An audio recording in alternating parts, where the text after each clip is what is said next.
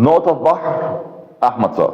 اهلا بيكم شباب جريد 6 مع الفيديو جديد من نقطة بحر مع احمد صار. ونقطة النهارده بنتكلم على الهيريتج، التراث والتاريخ والحضارة بتاعتنا اللي بنفتخر بيها. النقطة بتقول Egypt is famous for، يعني مشهورة بيه، وناخد بالنا كويس قوي من كلمة famous بيجي مع حرف الجر for its rich cultural. مصر معروفة او مشهورة بايه؟ الثقافي الغني بتاعها. اكيد مش المسج، واكيد مش الباكج، واكيد مش الكرييتشر، هتبقى الهيريتج. مصر مشهورة بالكالتشرال هيريتج، الميراث والتراث بتاعها. ناخد بالنا يا شباب ان كلمة هيريتج دي بتساوي اللي هي الكالتشر، الثقافة بتاعتنا، عندنا الهيستوري التاريخ بتاعنا، عندنا اللي هي السيفيلايزيشن الحضارة بتاعتنا.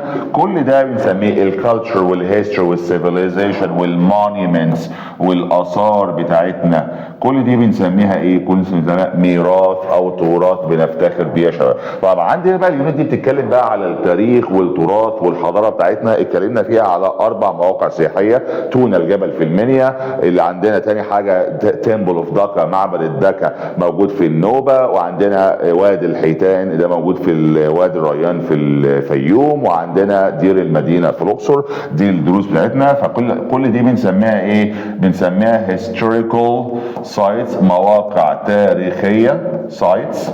خلاص كده يا شباب. او بنسميها ساينتفك، مواقع علميه، سواء تونا الجبل في المنيا، سواء تمبل اوف داكا في النوبه، سواء دير المدينه في الاقصر، او حتى وادي الحيتان في وادي الريان في الفيوم.